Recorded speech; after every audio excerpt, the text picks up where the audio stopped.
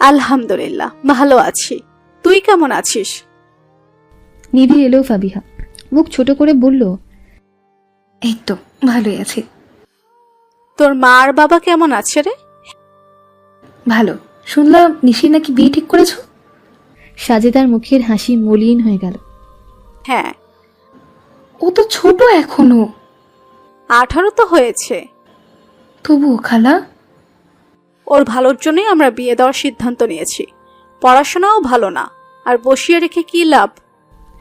ফাবিহা দীর্ঘশ্বাস ছেড়ে বলল, ভাবি কোথায়? আছে ঘরে, এতক্ষণ কাজ করছিল। আমি তাহলে দেখা করে আসি। তাসিন আছে ঘরে, আমি বরং ডেকে দিচ্ছি। ফাবিহা মাথা নাড়ল। সাজেদা দরজার কাছে দাঁড়িয়ে হুরাইনকে ডাকলেন। জলদি ঠিক হয়ে বসলো হুরাইন। মাথায় কাপড় দিয়ে বেরিয়ে আসলো। জি আম্মা। ভাবি এসেছে, ডাকছে তোমায়। হুরাইন এসে হাসি মুখে সালাম দিল। ফাবিহাও হাসি মুখে সালামের জবাব দিয়ে উঠে দাঁড়ালো। হুরাইনকে জড়িয়ে ধরতে দেখলো তাসিন ঘর থেকে বেরিয়ে আসছে। তার দিকে না তাকিয়ে জিজ্ঞেস করলো, কেমন আছিস? ফাবিহা মনে অনেকটা কষ্ট পেল। সে কি এতটাই খারাপ হয়ে গিয়েছে? তাসিন তার দিকে তাকাচ্ছে না পর্যন্ত। সেও কোনোভাবে বলল, ভালো। তুমি কেমন আছো? আলহামদুলিল্লাহ। আমি বের হচ্ছি। হুরাইন, কিছু লাগবে তোমার? না। ফাবিহা খেয়াল করলো তাসিনের আগে খোঁচা খোঁচা দাঁড়িয়ে ছিল, এখন তার চেয়েও লম্বা দেখাচ্ছে। ফাবিহার দিকে চোখে চোখে না তাকানোর কারণটা ভিন্ন। ফাবিহাও তার জন্য বড় নারী, অথচ ফাবিহার বুঝার ভুল। সে ভাবলো তাসিন অন্য কোনো কারণে তাকে এড়িয়ে যাচ্ছে। হুরাইন ফাবিহাকে বসিয়ে বলল, আপনি বলুন আপু, আমি একটু আসছি। হুরাইনের মতিগতি বুঝতে পেরে ফাবিহা ওর হাত চিপে বলল, তুমি চুপচাপ বসো তো। আমি এই বাড়ির মেহমান না যে এখন আমাকে আপ্যায়নের জন্য নাস্তা লাগবে। সাজেদা রান্নাঘর থেকে বললেন। তোরা কথা বল, আমি আসছি। ফাবিহা হাসি মুখে বলল, বাবু কেমন আছে? হুরাইনের মুখ উজ্জ্বল হয়ে উঠল। আলহামদুলিল্লাহ। আমি অনেক খুশি হয়েছিলাম বাবু আসার কথা শুনে। মৃদু হেসে বলল। হুরাইন মিটি মিটি হেসে বলল, আমরা খুশি হচ্ছি কবে? ফাবিহা ধপ করে নিভে গেল। বুক চিরে বেরিয়ে এলো দীর্ঘশ্বাস। বলল, ডিভোর্স হয়ে গিয়েছে। বিস্ময় কিংকর্তব্য বিমূঢ় হয়ে গেল হুরাইন। বলেন কি আপু, বিয়ের কত মাস হলো? কিভাবে হলো এসব? ফাবিহা বিস্তারিত বলল, কিভাবে তাদের বিয়ে হয়েছে, কতদিন শ্বশুর বাড়ি ছিল। বলতে বলতে ততক্ষণে সাজেদাও এসে পড়েছে। সব শুনে তিনিও বিস্মিত, ব্যথিত হলেন। নিজেকেও আবার দোষারোপ করা শুরু করলেন। ছেলেকে বিয়ে করাবেন কথা দিয়েও তিনি কথা রাখতে পারেননি। হুরাইন বলল, বিয়ের আগের ঘটনাকে কেন্দ্র করেই আপনাদের সংসারে অনীহা। দুজনে বসে ঠান্ডা মাথায় কথা বলতে পারেন। ফাবিহা বলল, তোমার কাছে সবকিছু যতটা সহজ মনে হয়, বিষয়টা ততটা সহজ ছিল না। তবু আপনার কথা শুনে মনে হচ্ছে আপনার স্বামী অনুতপ্ত ছিলেন নিজের কাজ নিয়ে। তবুও আমি ওকে ক্ষমা করতে পারছি না। ওকে দেখলেই আমার আগের সবকিছু মনে পড়ে যায়। আপনি বলেছেন ওনাকে জেলেও পাঠিয়েছেন, অনেকটা শাস্তি তো আপনি সেখানেই দিয়েছেন। আমি বলছি না আপনি তাকে জেলে পাঠিয়ে ভুল কাজ করেছেন। এরপর বিয়ে যেহেতু হয়েছে, এবার দুজনে ভবিষ্যৎ নিয়ে ভাবতে পারেন। পাহাড় সম পাপ নিয়ে তওবা করলে, আল্লাহর কাছে কান্নাকাটি করলে তিনিও মাফ করে দেন। আপনিও ক্ষমা করে একটা সুযোগ দিতে পারেন। ফাবিহা অস্থির হয়ে বলল, কিভাবে আমি ক্ষমা করতাম? উনি অন্যায় করেছেন, আপনিও যথেষ্ট শাস্তি দিয়েছেন। বিয়ের দিন মাথাও ফাটিয়ে দিয়েছেন। উনি যখন আপনার সাথে খারাপ আচরণ করতেন, তখন কি আপনি চুপ থাকতেন? কেন আমি চুপ থাকবো? হুরাইন শান্ত গলায় বলল। শান্ত হন আপু। ফাবিহা শান্ত হয়ে বসল। হুরাইন বলল, এখন জীবন নিয়ে কি ভেবেছেন? আর কোনো দিন বিয়েই করব না, একাই কাটিয়ে দেব। এটা খুবই কঠিন। যদি সন্তান থাকতো তাহলে কিছুটা হলেও সহজ হতো। একা একা জীবন পার করতে গেলে মানুষ আপনার কাছ থেকে সুযোগ নিতে চাইবে। বেহায়া পুরুষেরা বাজে ইঙ্গিত দিতেও পিছপা হবে না। ফাবিহা মাথা নিচু করে বলল,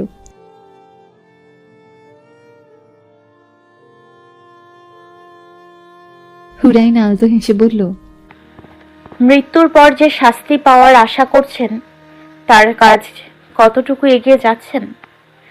ফাবিহা থমকে গেল। আসলেই তো কিছুই তো করেনি, তাহলে মরার পর শান্তির আশা করছে কিভাবে? হুরাইন আবারও হেসে বলল, মৃত্যু সহজ নয় আপু। নিজের মৃত্যু কামনা না করে পরকালের জন্য কিছু করার চেষ্টা করুন। আমি যদি বলি, এভাবে চুল খোলা রেখে পর্দাহীনভাবে চলাফেরা করাও ইভটিচিং এর একটা বড় কারণ। আমাদের এলাকায় নামকরা কিছু বখাটে আছে যারা অন্যান্য মেয়েদের উত্ত্যক্ত করলেও পর্দা মেনে চলা মেয়েদের দেখলে দৃষ্টি সরিয়ে নিত। আমার রোজ যাতায়াত ছিল তাদের ঘাটির সামনে দিয়ে, অথচ আমাকে বা আমার বান্ধবীদের উত্ত্যক্ত করার সাহস তারা পায়নি। আপনার ভাইয়ার কথাই বলি, তিনি কেন আমাকে বিয়ে করার সিদ্ধান্ত নিলেন? অন্য কোনো মেয়েকে পছন্দ হলে নিশ্চয়ই প্রেমের প্রস্তাব দিত, তাহলে আমার বাবার কাছে কেন বিয়ের প্রস্তাব পাঠালো? ফাবিহা বলল, কারণ সে জানে তুমি প্রেমের সম্পর্কে জড়াবে না। হুরাইন মৃদু হেসে বলল, আমিও সেটাই বোঝাতে চাচ্ছি। আমি যদি পর্দাহীন চলাফেরা করতাম, উনি আমাকে প্রেমের প্রস্তাব দিতেন, রাজি না হলে পেছনে পড়ে থাকতেন, বারবার নিজের অনুভূতি প্রকাশ করতেন, দেখা গেল একদিন তুলে নিয়ে যাওয়ারও সাহস করতেন। তুমি বলতে চাইছো শাবাবের কোনো দোষ নেই? আমার কারণেই আমি উত্তক্ত হয়েছি? না, আপনি মেয়ে বলেই দোষ আপনার, ছেলে মানেই 7 খুন মাফ, সেটা আমি বলিনি। চরিত্র এমন একটি দিক যা মানুষ নিজে কন্ট্রোল করতে পারে। সবকিছু হাতের মুঠো থাকার পরেও তিনি বিপথে চলেছেন। এখন যেহেতু সুপথে আসতে চাচ্ছেন, আপনার সুযোগ দেওয়া উচিত ছিল। তুমি তাসিন ভাইকে শুদ্ধ পুরুষ পেয়ে গিয়েছো হুরাইন, তাই এসব সহজে বলে দিতে পারছো। হুরাইনের ঠোঁটের কোণে হাসি। ফাবিহা তো ঠিকই বলেছে। ফাবিহার দৃষ্টিতে তাসিন একেবারে শুদ্ধ পুরুষ, কিন্তু প্রকৃতপক্ষে ইসলামের চোখে শুদ্ধ পুরুষের সংজ্ঞা ভিন্ন। ফাবিহা আবার বলল, বাদ দাও এসব কথা, যা হওয়ার হয়ে গিয়েছে। কই নিশিকে তো দেখতে পাচ্ছি না। সাজেদা বললেন, আছে ঘরে। আমার কথা শুনলে তো এতক্ষণে এসে পড়ার কথা। হয়তো তুই এসে দেখা না করাই রাগ করেছে তোর সাথে। আমি যাচ্ছি ওর কাছে। ফাবিহা উঠে চলে গেল। সাজেদা এক ধ্যানে তাকিয়ে রইলেন তার যাওয়ার পানে। হুরাইন তার দৃষ্টি অনুসরণ করে বলল, আপনার কি এখনো আফসোস হয় আম্মা? আমি কি সত্যি আপনার চোখে আপনার ছেলের যোগ্য নই? সাজেদা দৃষ্টি ফিরিয়ে বললেন, আল্লাহ যা চান তা কেউ খণ্ডাতে পারে না, তবে মেয়েটার মুখের দিকে তাকালে আমার কষ্ট হয়। কি রে, শুয়ে আছিস কেন? তুমি এসেছো কেন এখন? মন ভরেনি তোমার ভাবির সাথে কথা বলে, এখন আমার সাথেও কথা বলা লাগবে? ফাবিহা ভ্রু কুচকে বলল, রাগ করছিস কেন? তো নাচবো? না থাক, এখন বল বিয়ে এত দ্রুত কেন দিচ্ছে? খালো কিছু বলছেন না, তুইও না। নিশি থতমত খেয়ে বলল, এমনি আমি শিওর ভাবি মা বাবা আর ভাইয়ের মাথায় এসব ভূত চাপিয়েছে। নিজে কম বয়সে বিয়ে করেছে, এখন আমাকেও পার করতে চাইছে। ফাবিহা তাদের পারিবারিক কথায় নাক গলানোর চেষ্টা করল না। দুজনের অনেকদিন পর অনেক কথা হলো। উঠে এসে হুরাইন আর সাজেদাকে বলল, আজ আসছি। হুরাইন বলল, আজ এখানে থাকবেন আপনি, কোনো বাধা শুনছি না। না না, অন্যদিন আসবো। সাজেদা বললেন, সে কি, তুই থাকবি বলে হুরাইন রাতের রান্নার জোগাড় করে ফেলেছে। মা জানলে বকবে। বল বান্ধবীদের বাড়ি আছিস। মা পরে জানতে পারলে? এক সময় তো জানবেই, আজ থাক। হুরাইন বলল, মিথ্যা না বলে সত্যিটা বলেই দিন। কতদিন আর রাগ করে থাকবেন? না, আমি বরং চলে যাচ্ছি। ফাবিহাকে জোর করেও আটকানো গেল না। সে চলে গেল। শাবাব হাসপাতালে আর বাড়িতে যাতায়াত করছে। ভাঙা হাত নিয়েও মায়ের কি কি লাগে সব কিনে এনে দিচ্ছে। সুরাইয়া ছেলের একটুখানি হয়ে যাওয়া মুখের দিকে তাকিয়ে বলল, তোকে আমি একটা শান্তশিষ্ট মেয়ে বিয়ে করাবো, ওই মেয়ের কথা ভুলে যা। শাবাব হেসে বলল, তুমি এসব কথা কেন বলছো? আমি ওর কথা মনে করছি না। আমাদের দুজনেরই সিদ্ধান্ত ছিল এটা। আমাকে শেখাচ্ছিস? তাহলে এত নাটক করে বিয়ে শাদীর কি দরকার ছিল? শাবাব চুপ করে আছে। ফাবিহাকে মনে করছে না বললেও মনে পড়ে যাচ্ছে। ফাবিহা বাড়ি থেকে বের হলো। কয়েকজন তাকে নিয়ে কানাকানি করছে। ফাবিহা চুপচাপ হেঁটে চলে গেল।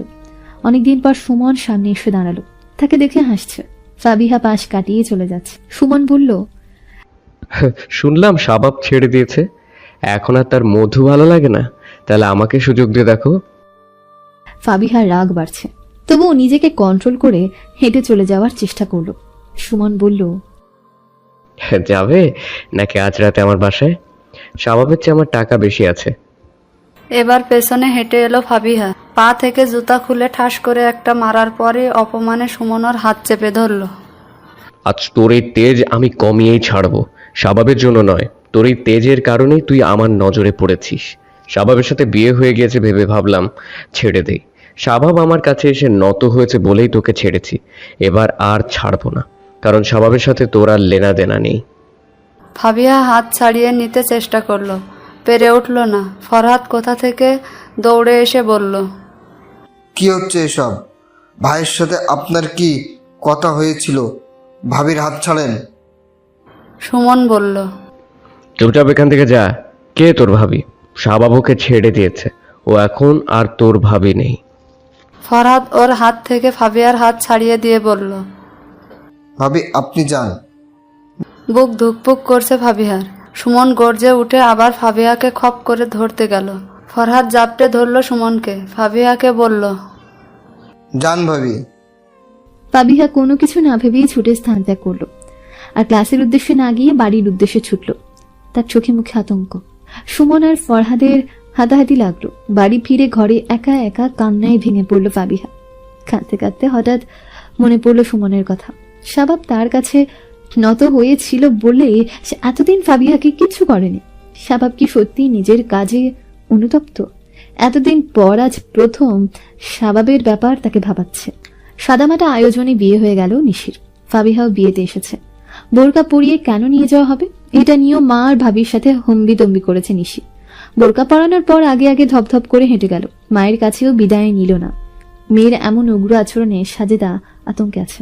আবার কি গন্ডগোল বাঁধিয়ে বসে। ফাবিহা নিজের বিয়ের কথা মনে করলো। কেমন পরিস্থিতিতে তার বিয়ে হয়েছিল। বিয়ের পর রাগ দমন করতে না পেরে কি কি করেছিল। এটা নিয়ে স্বভাব কিছুই বলেনি তাকে। সবকিছুতেই স্বভাবকে পাল্টা জবাব দিয়েছে সে। কিছু কিছু সময় চুপ থেকেছে। দীর্ঘশ্বাস ছাড়লো গোপনে। নিশিকে বিদায় দেওয়ার পরই বাড়িটা ফাঁকা হয়ে গেল। সাজেদার বুক হাহাকার করে উঠছে মেয়ের জন্য। মন মরা হয়ে আছে। হুরাইন তার ঘাড়ে হাত রেখে বলল, আপুকে নিয়ে চিন্তা করবেন না আম্মা, ইনশাল্লাহ ধীরে ধীরে সবটা মানিয়ে নেবেন। ফাবিহা আজ থেকে গেল। মাকে সত্যটা বলে এসেছে এখানে। তিনি আসতেই দিচ্ছিলেন না, তবু জোরপূর্বক সে এসেছে। সাজেদা ফোন করে দাওয়াত দিয়েছেন নিজের দিকের সবাইকে।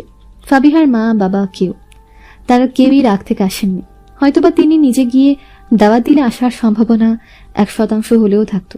হুরাইন বলেছিল শাশুড়ি যেন নিজে গিয়ে সবটা মিটমাট করে আসেন। সাজেদা বলেছিলেন, ফাবিয়ার কথা শোনার পর থেকে নিজেকে এখন আর অপরাধী মনে হয়। কিভাবে আমি তাদের মুখোমুখি হব? রাতের খাবারের সময় হুরাইন সবাইকে ডাকলো। ফাবিহাকে ডাকতে গিয়ে দেখলো সে উদাস হয়ে বসে আছে। হুরাইন ডাকছে অথচ সে অন্যমনস্ক। মৃদু ধাক্কা দিল হুরাইন। চমক কাটতেই ফাবিহা জিজ্ঞেস করলো, কি হয়েছে? খেতে ডাকছি আপু। ও আসছি, তুমি যাও। হুরাইন দরজা পর্যন্ত গিয়েও আবার ফিরে তাকালো। জিজ্ঞেস করলো, একটা কথা জিজ্ঞেস করেছিল আপু, জিজ্ঞেস করবো? করো। আপনি কি নিয়ে এতটা মনমরা হয়ে আছেন? সেদিনও আসার পর আপনার চোখ মুখ মলিন দেখালো, আজও পুরো দিন একই রকম। ফাবিহা দীর্ঘশ্বাস গোপন করে বলল, সেটা তুমি বুঝবে না। যার জীবনে ঝড় বয়ে যায় সেই বোঝে কতটা ক্ষয়ক্ষতি হয়েছে। হুরাইন বলল, খেতে আসুন, খাওয়ার পর আপনার কাছে গল্প শুনবো, আপনার জীবনের গল্প, আবার আমার গল্পও শোনাবো। ফাবিহা অবাক তার সুরে বলল, তোমারও গল্প আছে? হুরাইন কেবল মুচকি হাসলো। খাওয়া দাওয়ার পর তাসিনের কাছ থেকে 1 ঘন্টার সময় নিয়ে ফাবিহার ঘরে চলে এলো হুরাইন। তাকে দেখে ফাবিহা হেসে ফেলে বলল, ছুটি পেয়েছো তবে? হ্যাঁ। বসো। হুরাইন কম্বলের নিচে পা ঢুকিয়ে বসে পড়ল। ফাবিহা বলল, আউচ, তোমার পা দুটো কি বরফ। হুরাইন হেসে ফেলল, বলল, এবার সত্যি সত্যি বলবেন আপু, কেন এত আপসেট থাকেন আপনি? কাউকে এমন দেখতে আমার ভালো লাগে না। ফাবিহা কিছুক্ষণ তাকিয়ে রইল হুরাইনের মুখের দিকে। মলিন হেসে বলল, জানো আমি ভাবতাম সুন্দরী হলেই জীবনে আর কিছু প্রয়োজন হয় না, সুখ আপনা আপনি এসেই ধরা দেয়। কিন্তু ধীরে ধীরে আমার ধারণা ভুল প্রমাণিত হলো। আমি মানসিকভাবে দুর্বল হতে থাকলাম, কিছুতেই আর আগের জায়গায় ফিরে যেতে পারছি না। প্রথমে বিয়ে ভাঙলো, এর মাঝে স্বভাবের যন্ত্রণা বিরক্ত করা থেমে নেই। আমি অতিষ্ঠ হয়ে ওকে আঘাত করেছি, কথা দিয়ে বা হাত দিয়ে। ওকে দমনের নানা চেষ্টা করেও ওকে থানায় পাঠানোর পর মনে হলো বাঁচতে পেরেছি। এরপর আমাকে দেখতে এলো, সব ঠিকঠাক থাকার পরও বিয়েটা ভেঙে গেল। তারপর জানতে পারলাম শাবাব রয়েছে এর পেছনে। এরপর ও আমার সবগুলো বিয়ে ভাঙে। কিছুদিনের জন্য আমি ফুপুর কাছে চলে গেলাম। সেখান থেকে আসার পর ও যা করেছে, এরপর তো বিয়েই হয়ে গেল। ও আমার বাবাকে অসম্মান করেছে। ওর বিয়ে ভাঙার কারণে এলাকায় আমি টিকতে পারছিলাম না। লোকে আমায় দেখলেই নানা কথা বলে। বাবা বের হলে বাবাকে বলে। বিয়ের দুদিনের মাথায় শাবাবের কি হলো জানি না, আমাকে সরি বলল। আমি শুধু চেয়েছিলাম সম্পর্কটা থেকে মুক্তি হতে। আমার কথাও মেনেও নিয়ে এলো। পরের দিনই পরিবারের বিরুদ্ধে গিয়ে আমাকে যেতে দিল। ওর আর ওর বাবার অ্যাক্সিডেন্টের পর আমি যখন যাই, তখন জানতে পারি ওর বাবা সেদিন আমার কারণেই ওকে বাড়ি থেকে বের করে দেয়। যেহেতু আমাদের শুধু ধর্মীয় ভাবেই বিয়ে হয়েছিল, তাই ডিভোর্স পেপার নিয়ে আমাদের কেউ মাথা ঘামায়নি। অ্যাক্সিডেন্টের দিন ওদের আত্মীয় স্বজনরা আমাকে ওখানে থাকার জন্য চাপাচাপি করলেন। তারপর আমিও থেকে গেলাম। ওদের পাশে থাকা হলেও আমার মূল উদ্দেশ্য ছিল শাবাবের মুখ দিয়ে তালাক শব্দটা বের করা। দুদিন পর ওকে আমি চাপ দিয়ে ওর বাবা মা আর আমার বাবার সামনে তালাক নিয়েছিলাম। এরপর বাড়ি আসলাম। শাবাব আমাকে ছাড় দিলেও সমাজ দিল না। তারা আগের চেয়ে আরো হিংস্র হয়ে উঠল। ও, আরেকটা কথা তো বলতেই ভুলে গেলাম। ভার্সিটিতে শাবাবের শত্রুপক্ষের আরেকজন আছে, যে শাবাবের চেয়েও খারাপ। সে আমাদের বিরক্ত করার পাশাপাশি 2বার রেপ করার চেষ্টায় নেমেছিল। প্রথমবার শাবাবের বাবা আমাকে বাঁচিয়েন, আর সেদিন শাবাবের সাথে একটা ছেলে।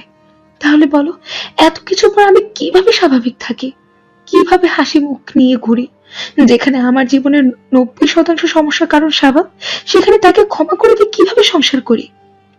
হুরাইন মনোযোগ দিয়ে শুনে বলল, আপনার সাথে যা হয়েছে তা সত্যি অনেক বেদনাদায়ক আর লোমহর্ষক। এখনো আপনি সব সমস্যা কাটিয়ে ওঠেননি সমাজের। তারপর সুমন নাকি কি যেন বললেন, সেই লোকটা তো একেবারে ডেঞ্জারাস। আপনি তো সেদিন এতটা বিস্তারিত কিছু বলেননি। আমার মনে হয় আপনার উচিত হবে এখন ইউনিভার্সিটিতে না যাওয়া। যাচ্ছি না ওই ঘটনার পর। এই যে এত এত সমস্যা সব দূর হয়ে যাবে। আল্লাহকে ডাকুন আপু, নামাজ পড়ুন, কোরআন পড়ুন, পর্দা মেনে চলুন। জীবন থেকে সব সমস্যা এমন ভাবে দূর হয়ে যাবে আপনি টেরও পাবেন না। আল্লাহর কাছে সব আছে, শুধু আমরা মানুষেরা তার কাছে চাই না। আমাদের বিয়ের 1 মাস 15 দিন পর আমি নিজের জীবনে, সংসার জীবনে অশান্তি দেখলাম।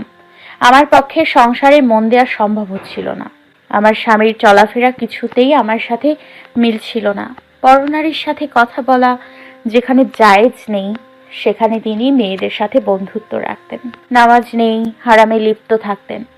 আমি শুধু আল্লাহর কাছে কেঁদেছি, প্রয়োজনে ওনার সাথে কঠোর হয়েছি। তারপর একদিন আল্লাহর রহমতে তিনি হেদায়েতের পথে হাঁটলেন। যখন দেখলাম তিনি অনুতপ্ত, সঠিক পথে আসতে চান, তখন আমিও তাকে একটা সুযোগ দিলাম। এখন পর্যন্ত সে দিনের পথে হাঁটার চেষ্টা করছে। যদি কোনোদিন আবার সে এই পথ থেকে সরে যায়, আমি তাকে আবার রবের দিকে ফেরানোর চেষ্টা করব। আমরা চাইলেই কাউকে হেদায়েত দিতে পারি না। আল্লাহ যাকে হেদায়েত দেন তাকে সুযোগ দেওয়া উচিত। যদি সে সুযোগ না পেয়ে পূর্বের পথে ফিরে যায়, তখন বড় গলা করে সে কারণ দেখাতে পারবে আমি ফেরার চেষ্টা করেছিলাম, কিন্তু কেউ আমাকে সুযোগ দেয়নি। হয়তো আমার কথাগুলো আপনার খারাপ লাগছে। আপনি ভাবছেন আপনি পর্দা মেনে চলছেন না বলে আমি ভাবছি আপনি খারাপ মেয়ে। না, আপনি খারাপ মেয়ে নন। এটা সাময়িক একটা ভুল আপনার। নিজেকে পরিবর্তনের এখনো সুযোগ আছে। আপনি খুবই দামি, তাই নিজেকে আবৃত রাখুন। ফাবিহা চুপ করে আছে। তাসিনের মতন পুরুষকে পেয়েও হুরাইন সংসারে সন্তুষ্ট ছিল না। শুনে অবাক হলো সে। হুরাইন বলল, মানে? বুঝতে না পেরে জিজ্ঞাসু দৃষ্টিতে তাকালো ফাবিহা। হুরাইন বলল, শরিয়া মোতাবেক 3 টুহুরে 3 তালাক দিলেই সম্পূর্ণ বিবাহ বিচ্ছেদ হয়। যদি 1 তালাক বা 2 তালাক হয়, তবে নির্দিষ্ট সময়ের মাঝে স্বামী স্ত্রী দুজন আবার এক হতে পারে। এটা দুজনের মনোমালিন্য দূর করার একটা সুযোগ। এইবার এই সুযোগ পাওয়া গেলেও তৃতীয়বার কোনো সুযোগ থাকে না। আপনার জন্য সহজ করে বলি, যদি 3বার তালাক বলা হয়ে যায় তাহলে আর সুযোগ থাকবে না। ফাবিহা চিন্তিত স্বরে বলল, শাবাব তো এভাবে কিছুই বলেনি, তাহলে কি 3 তালাক হয়নি? তাহলে আপনার স্বামী চাইলেই 3 মাসের মধ্যে আপনাকে ফিরিয়ে নিয়ে যেতে পারেন। আর আমি বলি কি, সমাজ আর ওই ছেলেটার আতঙ্ক থেকে বাঁচতে হলেও আপনার একবার আপনার স্বামীকে সুযোগ দেওয়া উচিত। ফাবিহা চিন্তিত স্বরে বসে রইল। অনেকক্ষণ হয়ে যাওয়ায় হুরায়ন ঘরে চলে গেল। ফাবিহা ঘুরে ফিরে একটা বিষয় নিয়ে পড়ে রইল। চিন্তা বেড়ে গেল তার। ঘুমোতে হলো গভীর রাত। ফজরের সময় চোখের পাতা ভারী হয়ে আছে। গভীর নিদ্রায় ডুবে আছে সে। কানের কাছে স্পষ্ট কারো ডাক ভেসে আসছে। হুরাইন ফাবিহাকে ফজরের জন্য ডাকছে। অনেকক্ষণ থম মেরে শুয়ে থাকার পরও হুরাইন যাচ্ছে না। নাছরবান্দার মতন ডেকেই যাচ্ছে। ফাবিহা বিরক্ত হয়ে বলল, এখন যাও, কাল থেকে পড়বো। হুরাইন বলল, এই মুহূর্তে মরে গেলে পরের ওয়াক্ত পড়ার সময় পাবেন না। কাল তো বহু দূর। এই অবস্থায় মরতে চান আপনি? ফাবিহার মাথায় বিদ্যুৎ খেলে গেল। ভয় ঢুকলো মনে। আর শুয়ে থাকলো না, ঝট করে কম্বল সরিয়ে উঠে পড়ল। হুরাইন চমৎকার হাসলো। ঠান্ডা পানি দিয়ে অজু করতে কষ্ট হচ্ছে, তবু ভালো লাগছে। আজ অনভিজ্ঞ দুহাত তুলল আল্লাহর কাছে। তিনি সঠিক পথ দেখাবেন। বিয়ের 2 দিন পর বাবার বাড়ি এসেই নিশির কান্নাকাটি। ওখানে কিছুই তার ভালো লাগছে না। সকালে ঘুমাতে পারে না, খেতে গেলেও সমস্যা। তারা 4 যা মিলে এক থালায় খাবার খায়। এতে ওর ঘৃণা হয়, সব অসহ্য লাগে। কিভাবে খায়? যদিও এটা বাধ্যতামূলক না, ও চাইলেই আলাদা খেতে পারে, কিন্তু নতুন বউ বলে কিছু বলতেও পারে না। ফাবিহা এখন নামাজ পড়ার চেষ্টা করে। 5 ওয়াক্ত পড়তে না পারলেও প্রতিদিন পড়ার চেষ্টা করে, অভ্যাস ধরে রাখার চেষ্টা করে। দুনিয়ার সব চিন্তা ভাবনা একপাশে রেখে যখন আল্লাহকে ডাকে, তখন মনে হয় কোনো অশান্তি তার জীবনে নেই। মনে শান্তি অনুভূত হয়। দেখতে দেখতে 1.5 মাস হয়ে গেলেও শাবাবের কাছে সময়টা অনেক বেশি মনে হচ্ছে। হাতের ব্যান্ডেজ খোলা হয়েছে। বাসায় বাবা অসুস্থ, সে অফিস সামলাচ্ছে। মাঝখানে সবকিছু তাদের অসুস্থতার কারণে থেমেছিল। ফরহাদকে কল দিল। ফাবিহা কি ভার্সিটিতে আসে? না ভাই, না ভাই, সেই দিনের পর থেকে আর সে আসেনি। শাবাব ঠোঁট গোল করে শ্বাস ছাড়ল। ঠিক আছে, এখন না আসলেই ভালো। যদি কোনো সমস্যা হয় আমাকে জানাবি। আমার কারণেই তোর জীবনে এত সমস্যার সৃষ্টি হচ্ছে। ফরহাদ ভীত গলায় বলল, ভাই, আপনি মনে হয় ভাবিরে সত্যিই ভালোবেসে ফেলাইছেন। শাবাব জোয়াল শক্ত করে বলল, আমি এসব করছি দায় থেকে, যেহেতু আমার জন্যই ও সুমনের নজরে পড়েছে। ফরহাদ নিভে গিয়ে বলল, আপনি ওরে কিছু করছেন না কেন?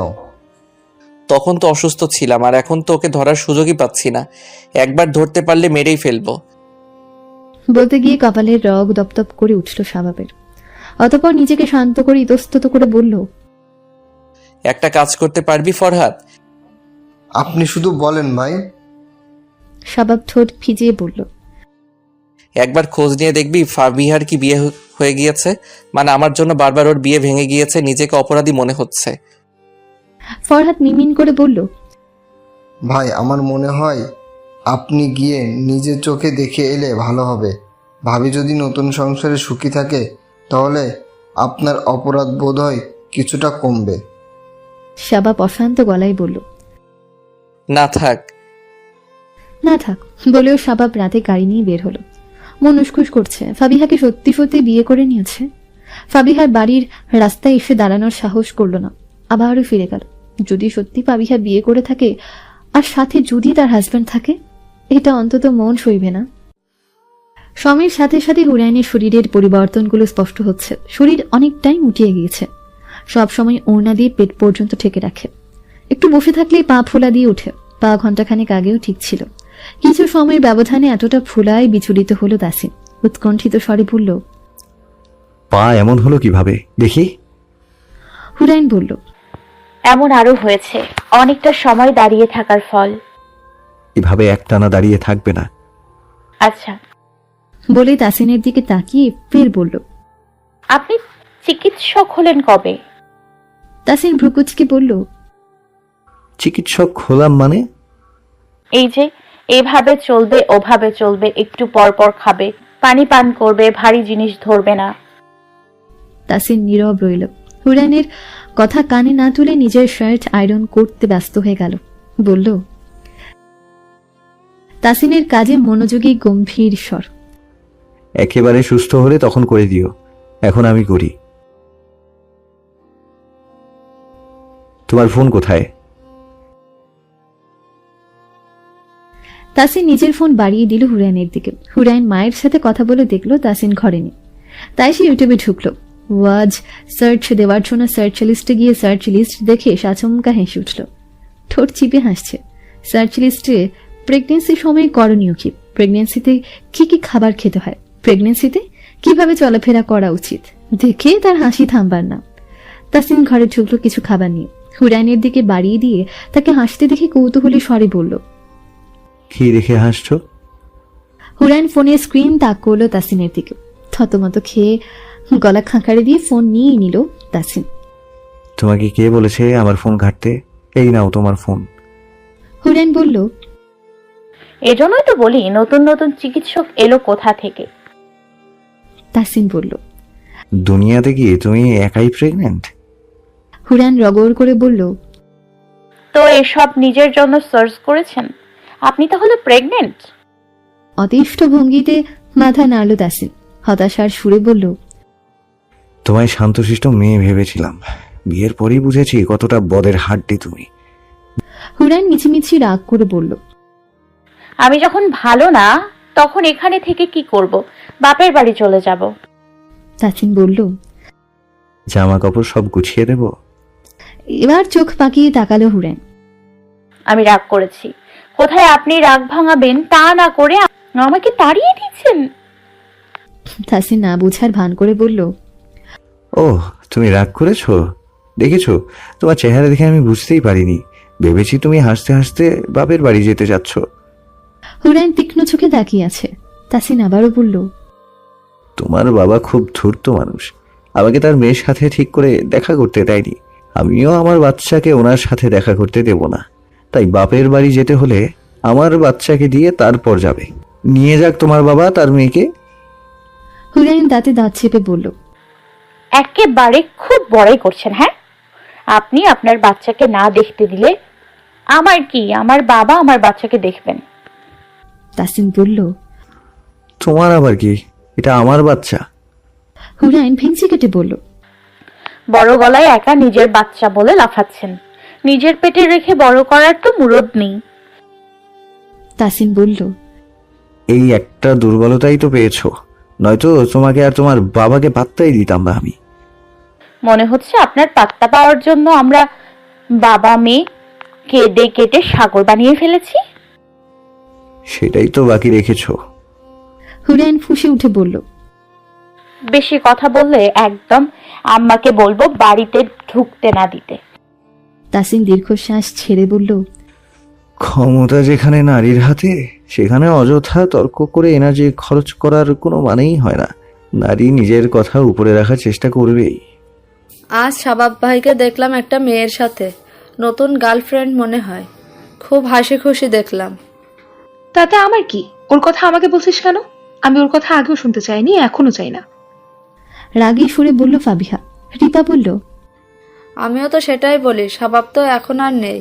এভাবে নিজেকে বন্দি করে রাখার মানে কি? চিল কর, আনন্দ কর নিজের লাইফে। কে কি বললো না বললো তাতে তুই পাত্তা দিবি কেন? সমাজকে বুড়ো আঙ্গুল দেখিয়ে দিতে পারলেই জীবন উপভোগ করতে পারবি। ওদের কথায় পাত্তা দিলে তুই জীবনেও সুখী হতে পারবি না। সমাজকে পাত্তা দিতে না চাইলেও তাদের কথায় অজান্তেই আঘাত পেয়ে যায়। আমার নিজের সম্পর্কে কিছুই শুনতে পারি না, এটা তোরা জানিস। শোন, এসব বালের সমাজের গোষ্ঠী মারি আমাকে দেখ, ওদের 2 পয়সার পাত্তা দিচ্ছি না। তুই আজকে চলে আয়। সানির বার্থডে পার্টির পর আজ সবাই আমরা ওখানেই থাকবো রাতে। এভাবে একা থেকে নিজেকে অসুস্থ বানিয়ে ফেলিস না। ফাবিহা বলল, না, পার্টিতে যাওয়ার ইচ্ছে নেই আমার। তুই তোর বাকি 2 বান্ধবীর মতো বিহেভ করছিস। ফ্রেন্ডের বার্থডে পার্টিতে আসতে সমস্যা কি? আমিও তো যাচ্ছি। তোরা 3 জন ছাড়া বাকি সবাই আসছে, তুইও আয়। না থাক, তুই এভাবে মরগা। সবাব ফুর্তি করুক আর তুই বিরহে দিন কাটা। দিন দিন ফকিন্নি মার্কা চেহারা বানাচ্ছিস, মনে হচ্ছে তোর আর শাবাবের জনম জনমের প্রেম ভেঙে গিয়েছে। রিপা কল কেটে দিল। ফাবিহার মেজাজ খারাপ হয়ে আছে, নিজের উপরে প্রচন্ড ক্ষেপে আছে। সে এতদিন ভেবেছিল শাবাব হয়তো সত্যিই ভালো হতে চাইছে। প্রথম থেকে শেষ পর্যন্ত ঘটে যাওয়া দুজনের মধ্যকার ঘটনা রোমন্থন করে খানিকটা দয়া হলো। সংসার না করলেও ভেবেছিল মন থেকে ক্ষমা করে দেবার চেষ্টা করবে, কিন্তু না, সে কিভাবে এত বড় ভুল করতে পারলো। কুকুরের লেজ কখনো সোজা হয় না, শাবাবও ভালো হবে না। তার কাছে ক্ষমা চেয়ে আগের মতো মেয়ে নিয়ে ঘুরছে, এতে কি তার অপমান হচ্ছে না? অনেক ভেবেচিন্তে সিদ্ধান্ত নিল পার্টিতে যাবে। সত্যি তো এভাবে নিজেকে বন্দি করে ক্ষতি ছাড়া কি লাভ হচ্ছে? সন্ধ্যায় বেরিয়ে গেল বাড়ি থেকে, মাকে বলেই বেরিয়েছে সে। তাকে পার্টিতে দেখে রিপা হাসি মুখে এগিয়ে এলো।